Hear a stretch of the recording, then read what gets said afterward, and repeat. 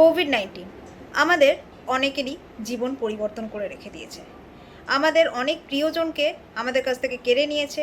সঙ্গে যারা এখনও সুস্থভাবে বেঁচে আছেন, তারাও বিভিন্ন ধরনের সমস্যায় ভুগছেন, যেটা কোভিডের আগে হয়তো ভুগতেন না, কিংবা কম ছিল, সেটা এখন গুরুতর মাত্রায় বেড়ে গেছে।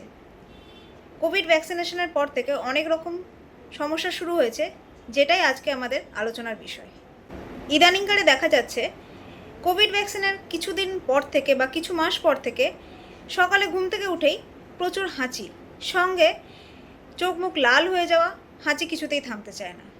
এটি একদিন দুদিনের কথা বলছি না, এটা পুরো মাস ধরে চলছে। ওষুধ খাচ্ছেন আবার যেই কি সেই। সঙ্গে কাশির প্রবণতা বেড়ে গেছে।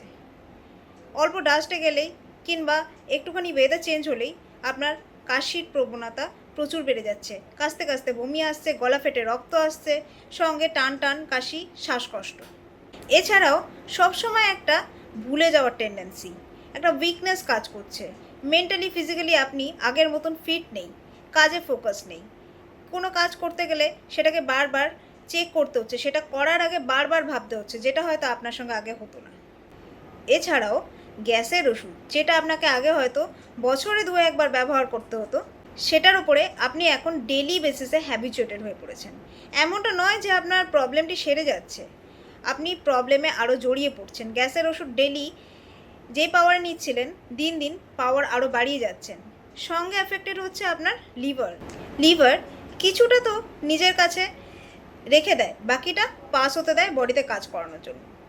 সব মেডিসিনের ক্ষেত্রেই ব্যাপারটা একই।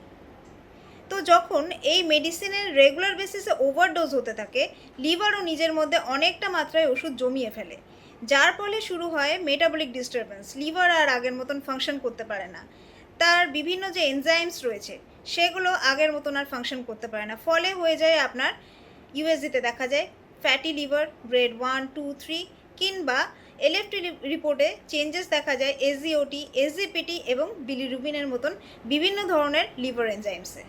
তাছাড়াও কোভিড ভ্যাকসিনের কিছু মাস পর থেকে অনেকের ক্ষেত্রেই দেখা গেছে হাতে পায়ে একটা অবশ বোধ, একটা ঝিনঝিনে ব্যথা, যেটা প্রপারলি ডেসক্রাইব করতে পারেন না। ব্যথার ওষুধ নিয়েও খুব একটা যে লাভ হয়েছে তা না। ঘুমানোর সময় হাত পা অবশ হয়ে যায়, পা ভাঁজ করে শুলে সোজা করতে খুবই কষ্ট হচ্ছে, আর সোজা করে শুলে ভাঁজ করতে কষ্ট হচ্ছে, পাশ ঘুরতে অসুবিধা হচ্ছে। কিন্তু অনেক রকম টেস্ট করার পরেও আপনার অ্যাজ সাচ কিছু ডায়াগনোসিসে আসেনি। বিভিন্ন ডাক্তার দেখিয়েছেন, স্পেশালাইজড ডাক্তার দেখিয়েছেন, তারপরেও কোনো ডায়াগনোসিসে পৌঁছাতে পারেননি। ফলে ওষুধ তো আপনার চলছে, কিন্তু ওষুধ কাজের থেকে অকাজই বেশি করছে, সাইড এফেক্টস দিচ্ছে।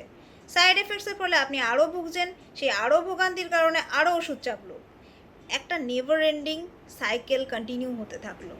আপনি চেয়েছিলেন সুরাহা, কিন্তু আপনি একটা নেভার এন্ডিং মেডিসিনাল লুপে ফেসে রয়ে গেলেন। সুরাহাটা কিন্তু আর পেলেন না। কেমন হয় যদি এই সব এফেক্ট আবার রিভার্সে নিয়ে যাওয়া যায়? অবশ্যই সম্ভব। আমি অ্যাজ আ হোমিওপ্যাথিক ফিজিশিয়ান আমার ক্লিনিকে এই ধরনের প্রচুর পেশেন্টকে ট্রিটমেন্ট করে সুস্থ করতে সক্ষম হয়েছি, এবং তারা আজকে একটা completely medicine free happy healthy life lead করছেন।